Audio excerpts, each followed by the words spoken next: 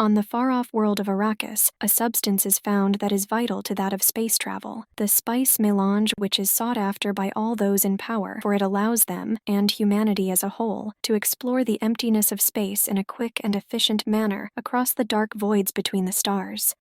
Greetings and welcome to Checkpoint Gaming. With this series of episodes, we will be going over how to play the game Dune Imperium. With Dune Imperium, it is a deck-building worker placement game that is based upon the Dune book series created by Frank Herbert and expanded upon by Brian Herbert and Kevin J. Anderson that was later adapted into film. The game was also designed by Paul Denon and published by Direwolf Digital. The game comes with a number of different leaders from the franchise's great houses that the players are able to choose from, 8 from the base game and an additional 15 from the expansions. So, if the player has the base game and all of its expansions, at least as of the writing of this episode, they have access to 23 total leaders. For those interested in remaining lore accurate when playing the game, each player should choose a leader from each of the great houses, thus causing each player to not select a leader that comes from the same house as a leader chosen by another player. But with that said, players are allowed to choose the leader that they find most appealing, even if said leader comes from a house that is shared by another selected leader. Within this universe, the most precious resource that exists is that of the spice melange, and it is only found upon the planet of Arrakis, which is also known as Dune. Due to its importance, control of the spice is a major point of contention between the great houses of the Imperium, causing those that are jockeying for power to seek out allies in order to ensure that their given position is secure. No one, not even the Emperor, is above the fray, with conflict being inevitable and the associated outcome yet to be determined. This can be seen with the Emperor leaving House Atreides in ruin and giving control of Arrakis over to that of House Harkonnen. But a mysterious Fremen warrior threatens the Emperor's schemes. With the conflict found on Arrakis reaching a breaking point, the other factions are taking notice. So what once started as a blood feud between that of the great houses has grown in scope, roping in the lowliest smugglers all the way up to the Emperor and his court, all of which might have a role to play in order to dictate and determine the course of the Imperium's future. But one thing is known for sure: whoever controls the spice controls the universe. When it comes to that of the expansions, it builds upon what has just been addressed. With Rise of Ix, 2 key players found upon the galactic stage are introduced to the game, which consists of Chom and the planet Ix. With Chom, it is a company that not only sets pricing, but they also coordinate that of sales and shipping, actions they take in tandem with the Spacing Guild, and all of the great houses have an interest in Chom since they all own shares in said company. With that of Ix, it is known for its technological achievements. When it comes to their non-thinking machines, they are so advanced that it has led some people to claim that these machines have crossed moral lines. But since they are so incredibly useful, many choose to look the other way. Apparently, their usefulness is greater than that of any moral qualms people might be in possession of. When it comes to that of the Immortality expansion, it introduces the Bene Tleilax. Also known as the Tleilaxu, the Bene Tleilax is a powerful society that specializes in genetic engineering. With the leaders of each great house, they have to take into careful consideration the costs of dealing with them, both on the financial and ethical fronts. Regarding their replacement organs, they are widely used throughout the Imperium, but with that said, their genetic grafting programs and hybrid creations are held in suspicion. Cultivated human life within their axolotl tanks are the most controversial. When it comes to that of the face dancers, they were a closely guarded secret of Tleilaxu, being used for purposes of espionage, and regards to the Golas, they're essentially clones that were crafted from that of dead flesh. Although they lack the memories of the original person, they do provide some level of comfort to their grieving families, although through some twisted form of immortality. With the introduction taken care of, let's start taking a look at the game itself, starting off with the components connected with the main game boards. For purposes of this episode, this consists of the boards used for the base game as well as for Uprising. With that of Shaddam IV of House Carino, he is the ruthless emperor of the known universe. Gaining rapport with him will help fill one's coffers along with the possible assistance of military forces. With the Spacing Guild, they have a monopoly when it comes to that of old space travel. Regarding their highliners, they can be used to transport large amounts of troops for the player, assuming that they are able to pay the price they're asking. With the Bene Gesserit, they are known for intrigue and machinations as seen with them engaging in generations-long plans, both seen and unseen. Finally, with the Fremen, due to the harsh conditions of Arrakis, it has forged them into fierce warriors who use discipline when it comes to that of water, which helps them to survive on this barren world. With their assistance, it helps the player harvest spice, and depending upon what version of the game being played, to ride sandworms into battle. With the role of the Emperor, he presides over the Landsraad, which is the governing body that represents the great houses of the Imperium. With that said, it shouldn't be surprising that Solari goes a long way when it comes to that of making connections, earning favors, or gaining valuable advantages. Regarding that of computers, which are also known as thinking machines, they have been banned within the Imperium for millennia due to artificial intelligence almost wiping out all of humanity. Seems like a trope within modern science fiction is the prevalent fear that technology will rise up and destroy, or at least subjugate, humanity. The Terminator series, the Matrix trilogy, Warhammer 40,000, Dune, of course, and the short story I Have No Mouth and I Must Scream by Harlan Ellison are some of the keystone examples of this fear that our technological age has ushered in. So, in the Dune franchise, after humanity has defeated and subjugated artificial intelligence, some members of humanity have devoted themselves to that of rigorous training in order to become that of human calculators known as mentats. In regards to that of the Combine Honnet Ober-Advancer Mercantiles, which is simply known as CHOM, is a massive commercial organization that sees its influence span across the Imperium.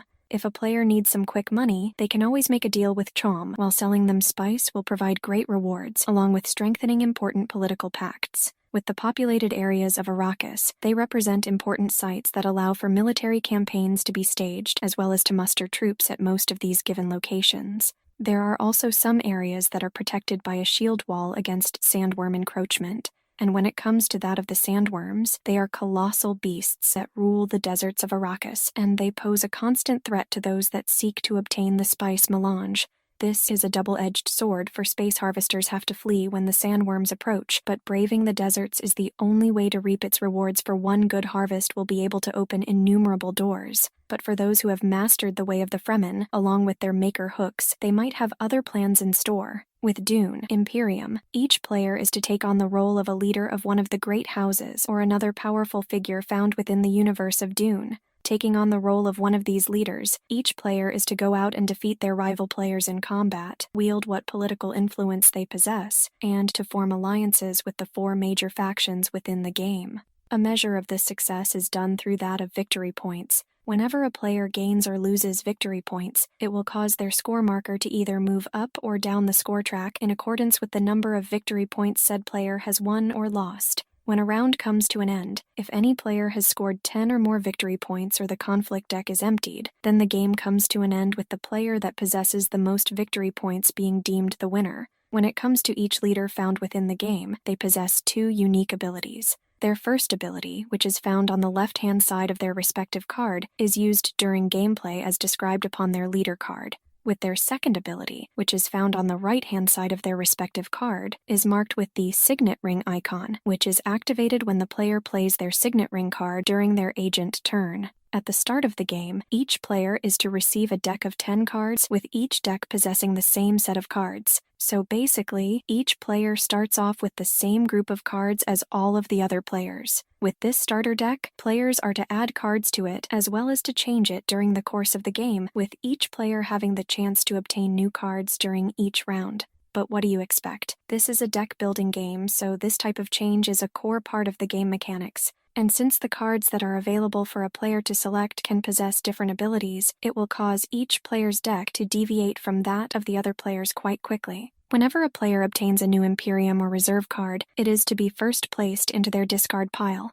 It is only when said player is no longer able to draw a new card from their deck due to it being empty that they will reshuffle their discard pile as a means of creating a new deck, and them drawing from it as needed, that the newly drawn card can end up in the player's hand. In addition to this, there are ways that players can trash their cards, and we don't mean throwing them into a trash can with the aim of sending them to the dump or landfill. Basically, we just mean that said cards are to be removed from the player's deck altogether, and thus unable to be used for the remainder of the game. By strategically removing cards from one's deck, hopefully the weaker cards, said player can increase the chances that they can draw a stronger card from their deck with greater frequency. It is also worth noting that cards of any type have the possibility of overriding the standard rules of the game. With the player's agent pool, each player is to start the game with 2 agents within said pool, with the possibility of gaining a third one during gameplay. On the player's turn, they are to send one of their agents to one of the vacant spaces found upon the board, and, depending upon the space, they'll either gain or pay resources.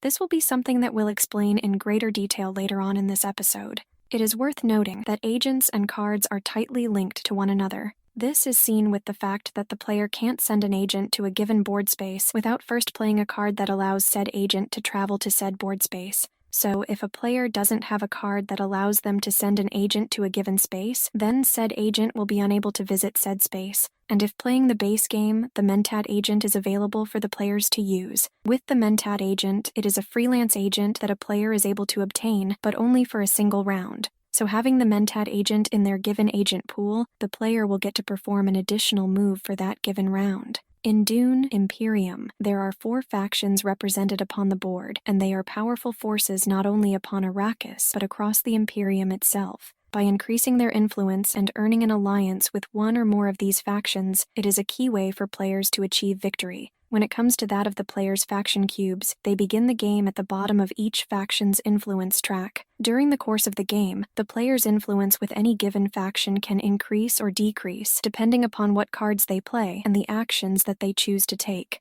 When a player sends one of their agents to the faction's board space, they will gain 1 influence with said faction by advancing their given cube 1 space upon the faction's influence track. Other game effects can also have an effect upon a player's cube upon the influence track, going either up or down. And when a player has obtained 2 influence upon any given faction track, they will gain a victory point. But if a player drops below that of 2 influence upon the respective faction track, then they will lose said victory point. If a player has obtained 4 influence upon a given faction track, then said player will obtain a bonus that is shown upon the space found upon the respective track. But unlike that of the track victory point, if the player drops below that of 4 influence, said player will not give back the bonus that they obtained. And though it is unusual, it is possible for a player to earn the same bonus multiple times, but only if they advance across said space multiple times. The first player to obtain 4 influence for a given faction will also earn an alliance for said faction. This is done by taking the alliance token from the respective track and having it placed into the supply and gain a victory point that is shown upon said alliance token. But if the player that possesses an alliance token ever gets passed by an opponent advancing to a higher space upon the given track, then said player will have to relinquish the alliance token to their opponent as well as to lose a victory point. The opponent that claimed the alliance token will claim a victory point due to them claiming said alliance token. When it comes to that of intrigue cards, they are covert actions that provide a variety of different resources or other benefits to the player. Regarding each intrigue card, it will indicate when it is able to be played, what its effect is going to be, and if there is an associated cost or condition associated with playing said card. With the receiving of intrigue cards, they're primarily obtained from board spaces, although there are other opportunities for a player to obtain them. Once obtained, the intrigue cards are to be kept face down and separate from the player's deck. With that said, players are allowed to look at their own intrigue cards anytime they wish, and they are only to be revealed to the other players when they are played by its owner. Once played and resolved, the intrigue card is to be placed face up in a discard pile that is found next to the intrigue deck.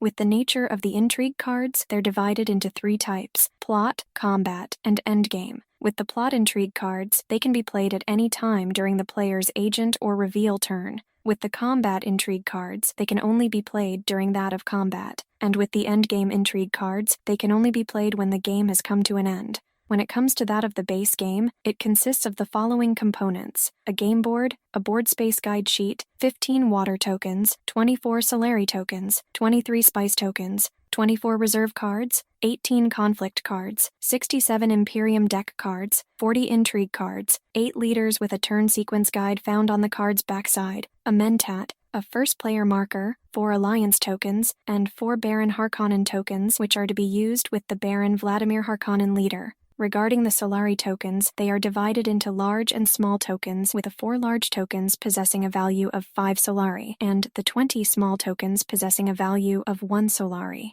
Regarding the spice tokens, they too are divided into large and small tokens, with the 3 large tokens possessing a value of 5 spice, and the 20 small tokens possessing a value of 1 spice. With the reserve cards, they're divided into 3 groups that consists of 8 Arrakis liaison cards, 10 the spice must flow cards, and 6 fold space cards. And with the conflict cards, they consist of 4 conflict 1 cards, 10 conflict 2 cards, and 4 conflict 3 cards. At the start of the game, each player is to select a color and receive the following components, and unless otherwise stated, this is true for both the base game and Uprising. With their starting deck, it consists of 10 total cards that possess the following cards: 2 convincing argument cards, 2 dagger cards, 1 diplomacy card, 2 Dune, the desert planet cards, 1 reconnaissance card, 1 seek allies card, and 1 signet ring card. They also get 16 cubes, 2 discs, 3 control markers, 3 agents, all of which comes in their selected color, and a combat marker.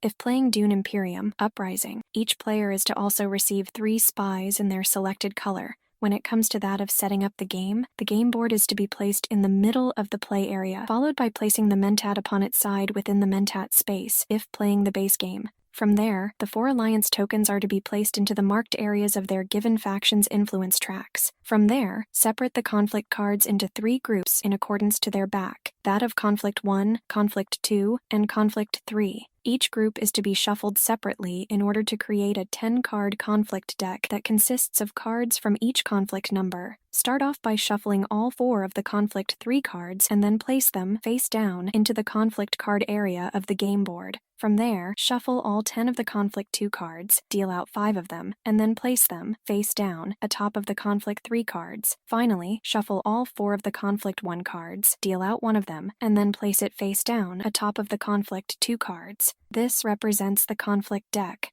With any unused conflict cards, they're to be returned to the game box without looking at them. Once that is done, shuffle the intrigue deck and place it face down next to the board. From there, shuffle the Imperium deck and place it face down at the top of the board. From there, create the Imperium row by flipping the top 5 cards face up and placing them in a row next to the Imperium deck. With that completed, place the reserve cards next to the Imperium row into 3 stacks, with these stacks consisting of Arrakis Liaison, the Spice Must Flow, and Fold Space if playing the base game. But if playing Uprising, then the reserve cards consist of Prepare the Way and the Spice Must Flow. Regarding the leaders, each player is to take one of them, which can be done by the player directly selecting a leader of their choice, or by them drawing one at random. From there, said leader is to be placed in front of them. With each leader, they possess 1 to 3 icons after their name, with the number of icons indicating how strategically complex they are. With players that are playing for the first time, it is recommended that they use a leader that has just 1 icon after their name.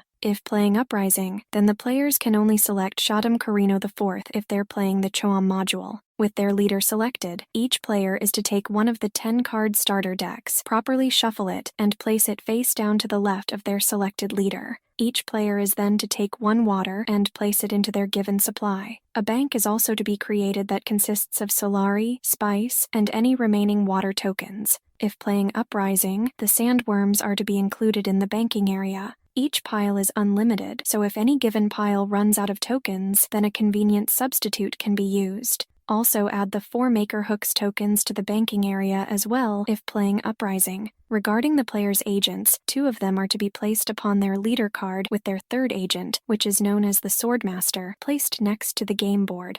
When it comes to that of the 2 discs, one of them is to be placed upon the score track, with the other disc being placed upon the player's leader card. With the score track disc, if playing a 4-player game, it is to be placed upon the 1 victory point space. Otherwise, it is to be placed upon the 0 victory point space. When it comes to that of the combat marker, it is to be placed upon the 0 space of the combat track, with a side depicting the sword facing up. In regard to the player's cubes, 1 is to be placed in the bottom space of each influence track for each of the 4 factions. With the remaining 12 cubes, they represent the player's troops, with 3 of them placed into one of the 4 circular garrisons found upon the game board. With the player's respective garrison, it is the one found closest to them. With the remaining 9 troops, they're to be placed into the player's supply and in clear view of everyone. With determining who is going to be the first player, it is done randomly with said player receiving the first player marker. When it comes to playing the game, it is done in a series of rounds with each round consisting of 5 phases.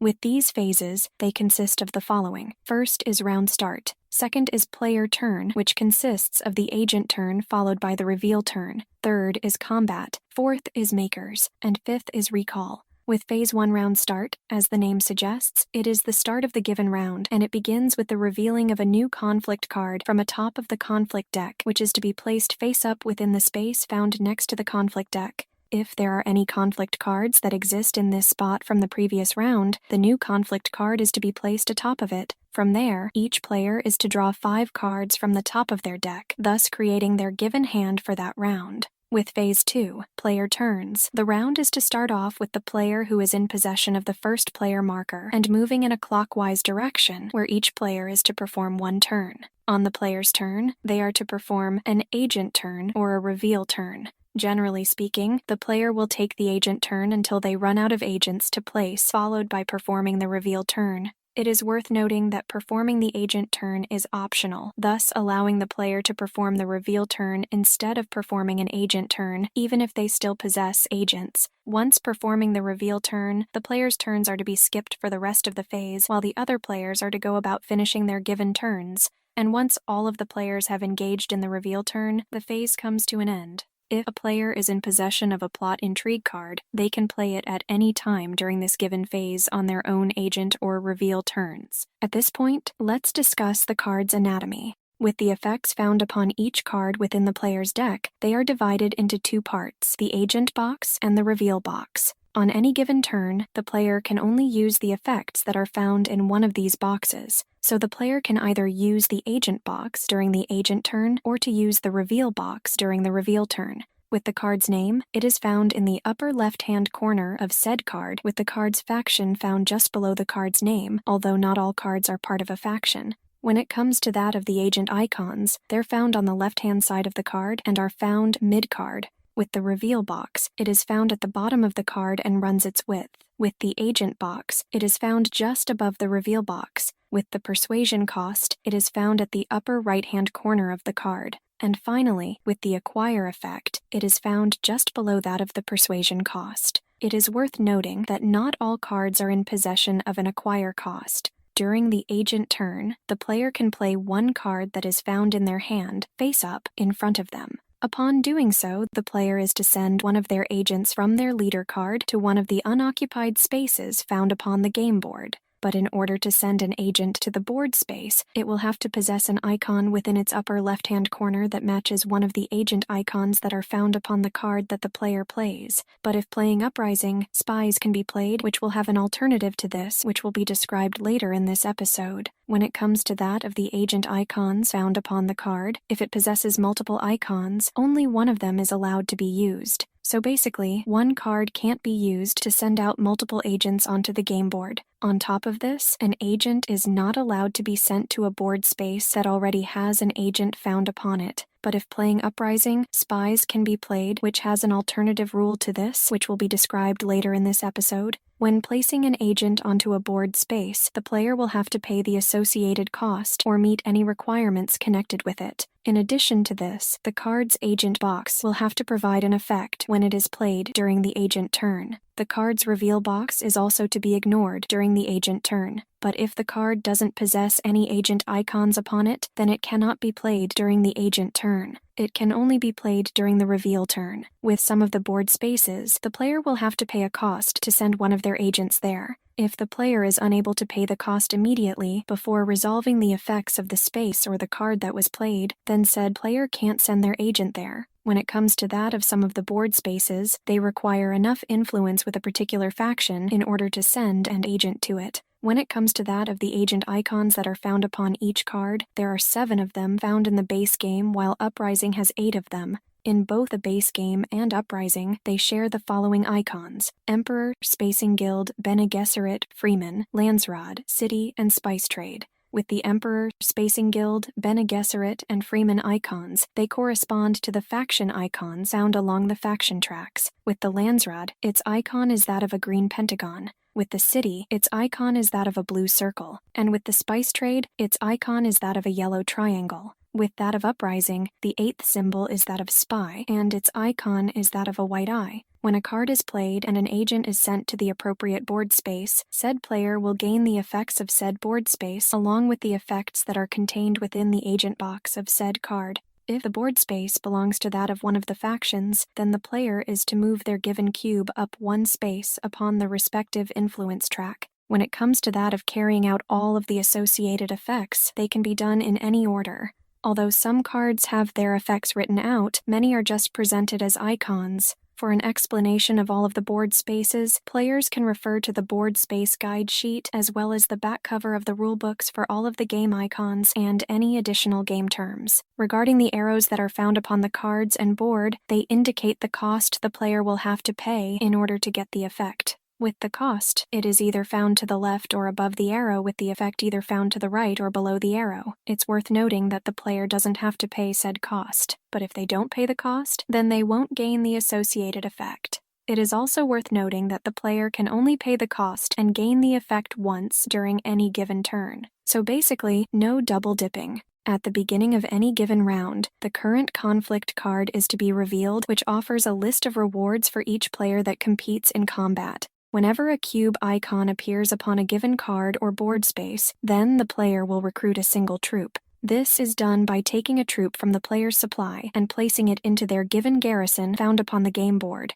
But if a player ever runs out of troops from their supply, then said player will be unable to recruit any more until troops are returned to their supply. In order to get these rewards, however, players will have to deploy their units into a fight with any troops found within the garrison not contributing to combat. The player can deploy their troops during a conflict when they send an agent to that of a combat space. With the combat spaces, they feature a desert illustration accompanied by that of crossed swords. Although most of these appear upon Arrakis itself, 3 of them do appear with the factions. One is with the Spacing Guild, while the other 2 are with the Fremen. When a player sends an agent to a combat space, they get to deploy troops to the conflict area, if they so choose, with the conflict area representing the part of the game board that is found between the 4 garrisons. With the deployment of troops, the player can deploy none, some, or all of them that they recruited that turn, both from the board space as well as from the card they played, plus up to 2 additional troops from their given garrison. When it comes to that of the conflict area, it is divided into quadrants, with each player keeping their deployed troops within the quadrant found closest to their given garrison. When it comes to that of any troops that a player recruits but doesn't deploy for a given conflict, they are to be placed into their given garrison. With some of the conflict cards, they will reward a player with control over one of the 3 spaces found upon Arrakis, with this space being determined by the card's title. If the player wins such a conflict, then they will take control of the given board space. This is done by the player taking their control marker and placing it onto the flag found below the appropriate board space. While the player's control marker is found upon one of these spaces, they will receive the bonus that is shown with that space whenever any player, including the controlling player, sends one of their agents there. The bonus is that of 1 Solari from the Arakeen, Carthag, or Spice Refinery, depending on what version of the game is being played, and 1 spice for Imperial Basin. If a conflict card is revealed for a space that a player already controls, then they will receive a defensive bonus, which consists of the player deploying 1 troop from their supply into the conflict.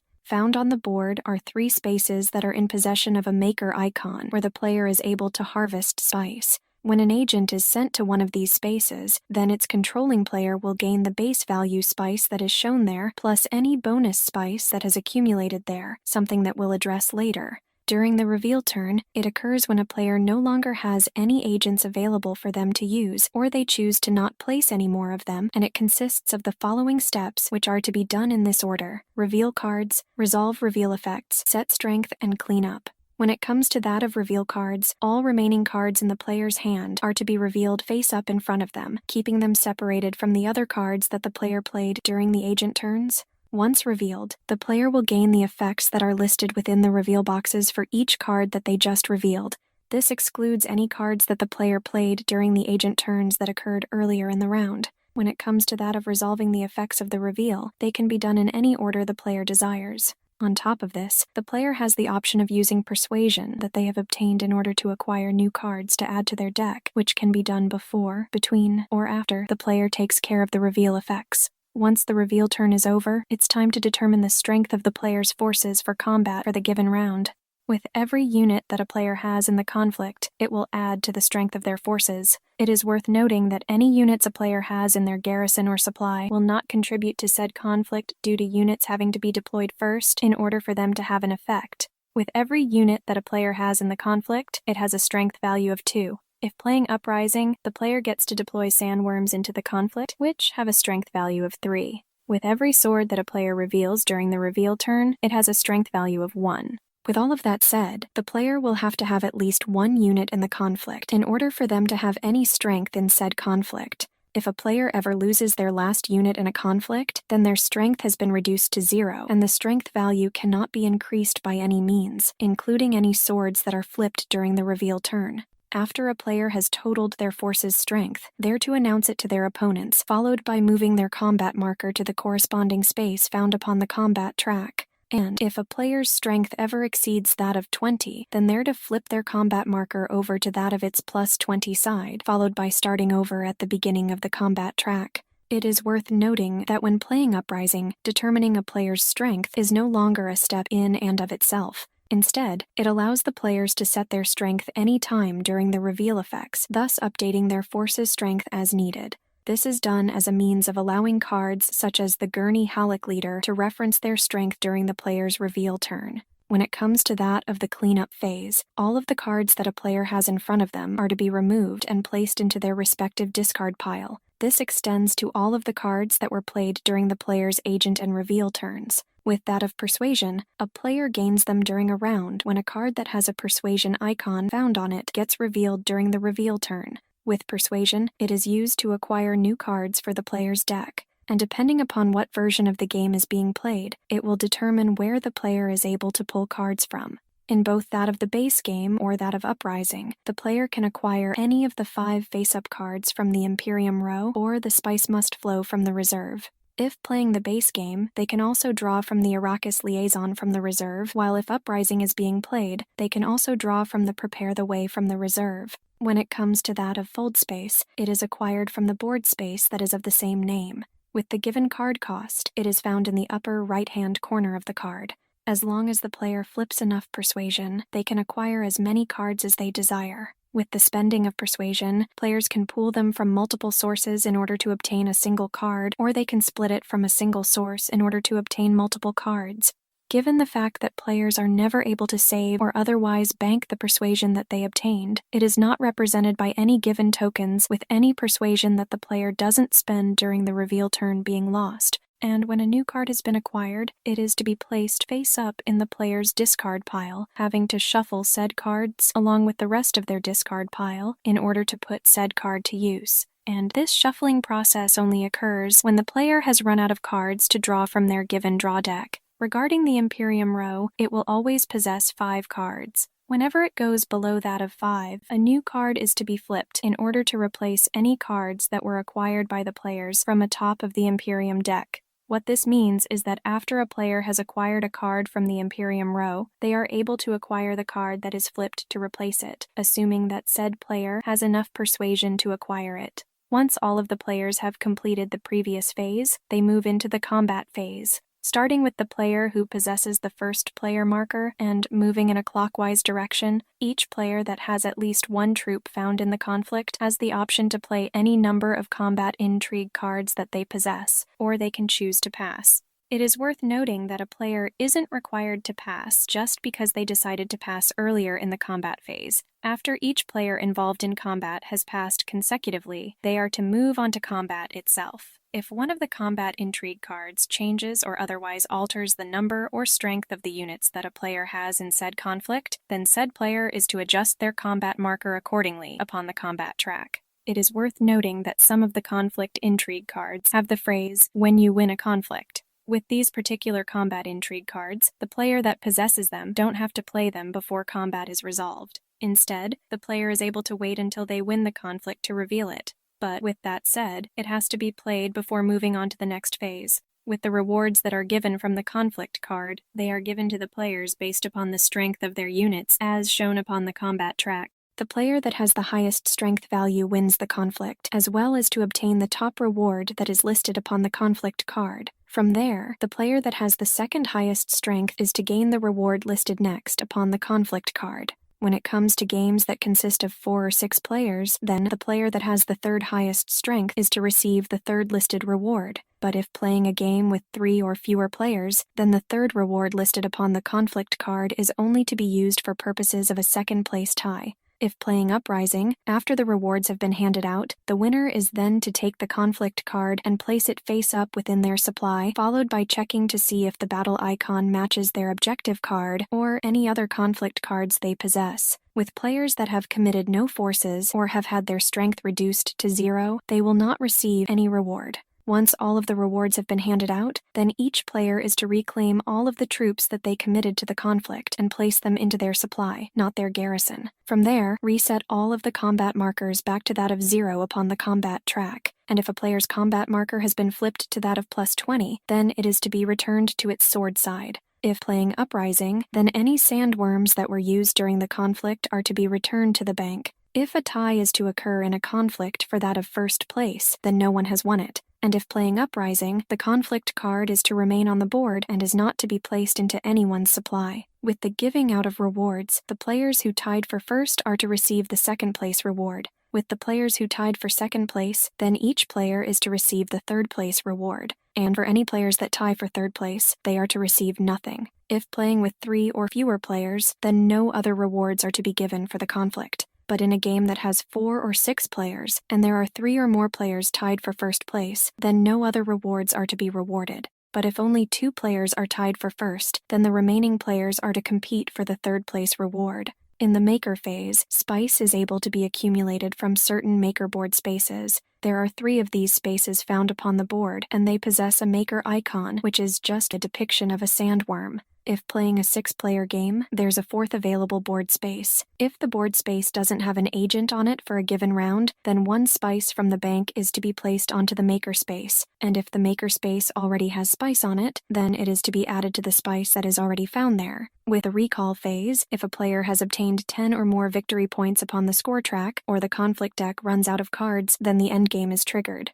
But if no one has obtained 10 or more victory points and there are still cards within the conflict deck, then the players are to prepare for the next round so that they can continue playing. This preparation step will see the players recalling the agents that they deployed and returned to their given leader cards. From there, the first player marker is to be passed in a clockwise direction to the next player found in turn order. If playing the base game, then return the mentat to its designated space at the Landsrad. But if it's already there, then nothing is to be done. From there, a new round is to begin, starting with Phase 1. When the game reaches the end game, the players are able to not only play, but to also resolve any endgame intrigue cards that they possess. From there, whoever has the most victory points is declared the winner. But if a tie is to occur, then the following tiebreaker methods are to be used in the following order: amount of spice, solari, water, and then garrisoned troops. With Dune Imperium, Uprising, although it shares a lot in common with that of the base game, it does have some differences. Otherwise, it wouldn't be much of a spin-off game now, would it?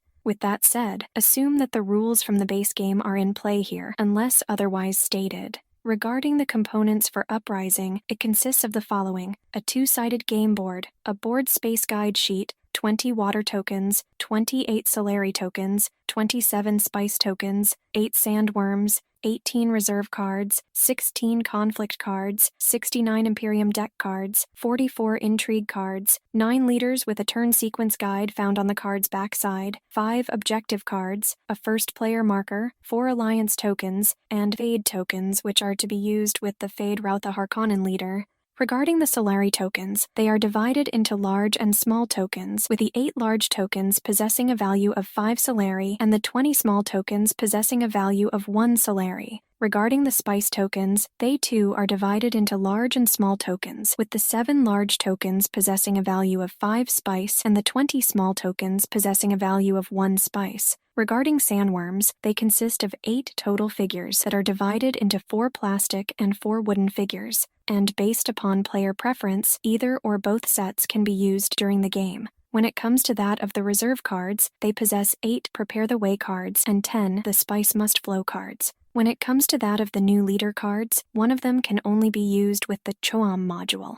When it comes to that of the Intrigue and Imperium cards, each deck includes 4 cards that can only be used with the Choam module. And with the Conflict cards, they consist of 3 Conflict 1 cards, 9 Conflict 2 cards, and 4 Conflict 3 cards. Regarding setup, it is similar to that of the base game, but with the following additions. When placing the game board, have the side that possesses the shield wall face up, followed by placing the shield wall token onto it in the marked area that is found below the Spice Refinery board space. When it comes to that of the game decks, the players will also have to shuffle the objective cards along with all of the other cards. With some of the objective cards, they're marked with 1 to 3p, while others are marked as 4/6p. Depending upon the player count, it will determine which cards are to be used and which ones are to be returned to the box. Once this has been taken care of, each player is to draw 1 objective card at random, which is then to be placed face up in the player's supply. With the distribution of the objective cards, they're used to determine who the first player is.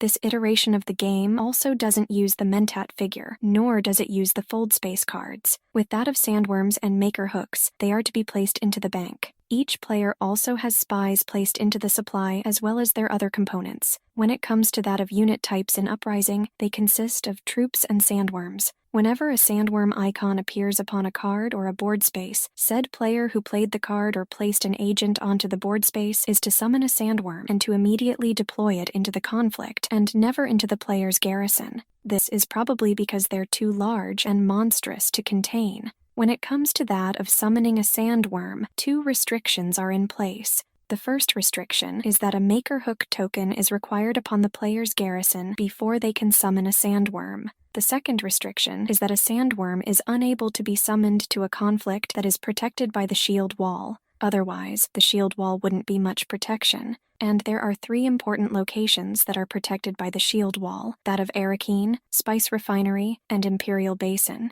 As long as the shield wall is in place, then no sandworm is allowed to be summoned during a conflict that involves one of these 3 locations. But with that said, it is possible for a player to bring down the shield wall by blasting a hole into it. This is achieved through the use of the shield wall detonation icon, which appears upon a card or board space. When the card is played or agent placed into the board space, the shield wall token is to be removed from the board and returned to the box. Once the shield wall token is removed from the board, the wall has come crumbling down, allowing sandworms to be summoned to any given conflict. When it comes to that of spies, there are various observation posts found upon the board that a player is able to place one of their spies with these observation posts being connected with 1 or more given board spaces. If a spy icon appears upon either a card or board space, the affected player is able to place one of their spies found in their supply onto an unoccupied observation post found on the board. But if a player is called to place one of their spies and they don't have any in their supply, then said player is able to recall one of their spies with no effect. There are also some effects that allow the player to place a spy, but these effects specify that a particular agent icon has to be connected to the observation post. But if this connection doesn't exist or is otherwise unavailable, then said player is unable to place one of their spies at said location.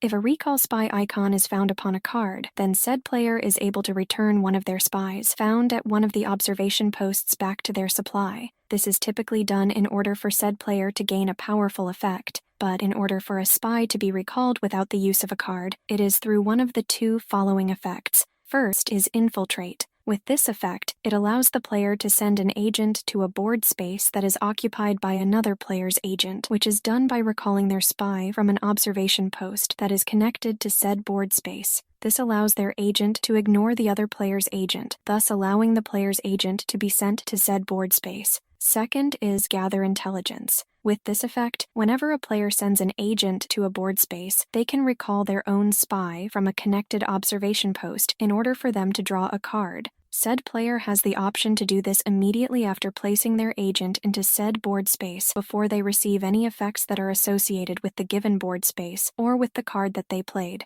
Typically speaking, players are not allowed to recall the same spy in order to perform both the Infiltrate and Gather Intelligence effects. But with that said, certain spaces allow the player to recall one spy so that it can engage in Infiltrate and recall another spy to engage in Gather Intelligence. When it comes to that of the spy agent icon, it allows the player to send an agent to a board space that is connected to an observation post that has said player's spy assigned to it, though this doesn't cause the player to recall their associated spy. When it comes to that of the conflict cards, the player who has obtained the top slot is to receive the card's reward, along with adding said conflict card to their given supply. There are also 3 battle icons found within the game.